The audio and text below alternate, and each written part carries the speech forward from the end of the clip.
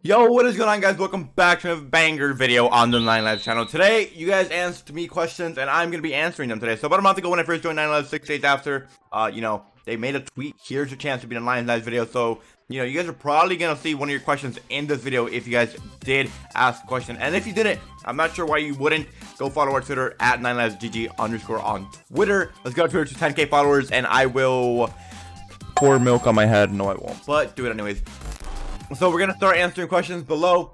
First question we got is by my org owner, 9LIVES. Who's your favorite person so far in 9LIVES? I'm gonna have to say anybody but Frost Jays. Moving on.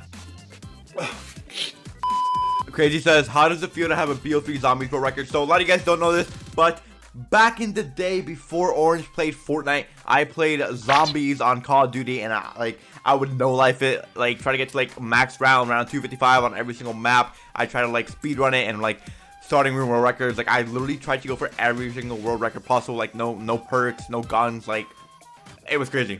Coolkid says, what's your favorite sport and who is your favorite player from that sport? My favorite sport is basketball, and my favorite player is Giannis Antetokounmpo. Cuban says, if you weren't a pro Fortnite, where would you be now? So also before Fortnite and after Zombies, I got into like a little Rocket League phase, and that was the game that I was 100%. Like I was like, wow, I want to play this game. I love this game.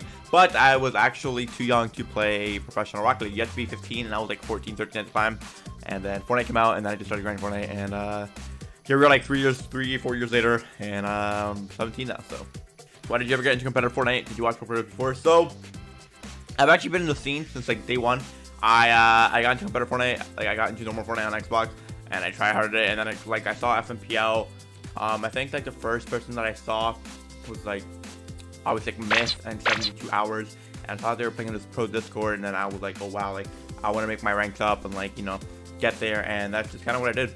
Why is Orange so sexy? I just got good genetics. Also, do you think a Switch player has a chance to join 9LIVES? Yeah, I mean, like, there's no, just because you're a Switch player, you don't have a chance. Like, quite literally anybody has a chance. You could not even play Fortnite and probably still have a chance to 9LIVES. It's more of like a content family-based team, just grind your heart out. Dr. Legodi says, who's your favorite Fortnite pro and why? So, like, the only people that I've actually ever looked up to and, like, been inspired by are Zayt and Saf. I've actually met them both IRL. Really cool people. But those are like definitely the only people that I'm like, wow, like they're freaking nuts at this game. Orbit says, are you really happy with the team you're in? Yes, I am. I can promise you that one, Orbit. How did you get to the point you are in your career? Asked Doshi. So I had like 60,000 subscribers back in like October of 2020, but I was stuck there for almost like a year. My content was like really stale. I started like Chronic with like Faceway, X, Shaw, Holvik, like back in like the console community, and Chronic grew a lot. And then I went to Evade, and then I went to Overtime, and like kind of just like got hard stuck there. Then I started playing competitive events with like more content creators, and I like learned a lot from new people, and saw like, okay, like I should make content like every day. I should stream every day. Like I should really like put my time and effort into this, because if not, like I was at a point where I was just playing Fortnite 10 hours a day for quite literally like no reason. Like prize pools were just so low, and I think at that time, like the last event, like I had done good and was like a 29th in a cash cup, and I was just like, okay, but like this is like the prices are so bad, it's not worth it. And I just started grinding content, and got verified on a few social medias, and that's kind of like where we are today. Will you guys ever try to do in real life content or get a gaming house or something IRL? Okay, so like listen, I want a gaming house more than literally anything. I've talked to the owners about it, but they're very hesitant on it. It's not a very good time. We don't really have that like those big creators in the team. But you guys know, if this video gets to 5,000 likes, I promise you I will force them to get a gaming house. Okay, 5,000 likes. But yeah, it's something that I definitely want to do. Like I love the idea of like gaming house content, and there's so many teams out there doing it. Like I'll give you this example, like TNA or like NRG, like they're making this content, and it's super duper dope. And once 9LIVES like becomes a little more established with like creators, because right now they just have a really good competitive roster. Like people are like making grand finals and performing.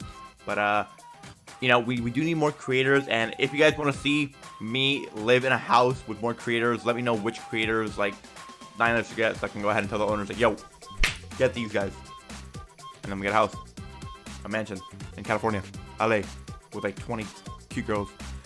My favorite color is orange.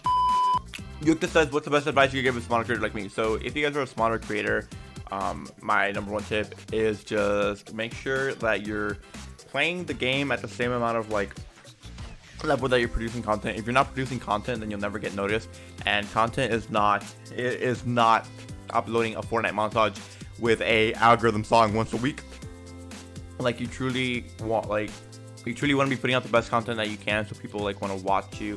And even if you have to learn how to make your own thumbnails or like edit your own videos, I know a lot of people are held back by the fact of like, oh, I can't afford a thumbnail designer, oh, I can't afford an editor. But like, truth be told, I edit every single one of my videos on 2 channels, Fortnite and Minecraft, almost every day. And I make my own thumbnails for both channels. I had to learn everything quite literally by myself. I learned how to make connections by myself. Like a lot of things that people don't realize from other people that like play with bigger people, it's like, oh, like they were made by them. But you have to realize like you can only start playing or like being friends with these bigger creators once you like know how to make those connections. And that's my only advice, honestly, is just like learn how to do everything yourself, so you don't have to depend on anybody else, and you can get your content out as much as you can. What got you to do what you're doing today? So I've just like always been like a fan of YouTube. I've like literally my first YouTube channel was made almost 12 years ago. I was actually watching it a couple days ago, and I've just always wanted to do this. Like, I don't know, I watched a lot of like Syndicate growing up. He was a zombie YouTuber. Watched a lot of like obviously like Ali, things like that. Just like the basic YouTubers that were like back then. And I wanted to make like sports content for a long time because I was a really big Dude Perfect fan. And yeah, I don't know. I mean, I've just always wanted to do this. Did you play in World Cup? And what was your best place? Yeah, I actually did play Worlds. I played every single week. I played horribly in solos. I made most in solos like 2 times over 5 weeks. My best placement was week 8, week 10 of Dual Cup, and open. It was like 70th or something like that. I was pretty down bad at World Cup. Why did you choose to come to an org like 9LIVES compared to some of the larger esports orgs? I think it was a great move, but we just like to know the background. So like when I announced I was a free agent, I had a lot of teams talking to me, and I could have gone any other route, but the reason I went with 9LIVES is just because you know, what I want in a team is not honestly to get a quick bag, or like honestly to rep a big name for a few months and then just kind of let it go there because, you know, you could get dropped easily or whatever. I want something where I see potential in like the long run. Like I think 9LIVES could do very, very big things soon, and that's kind of what, like when we first spoke, they talked to me about their plans and what they were gonna do, and I was like, okay, like this team seems like they know what they're doing, so I'm gonna go ahead and join them. And honestly, in the last month that I've been here, they've picked up literally like competitive beasts. They picked up Crumble, they picked up Slaves, they picked up Speedy, they picked up Jay, they picked up a bunch of people, and like all these people are like making the org grow, and like, you know, we're honestly just trying to get to the top with every other team, and I think that's somebody do it.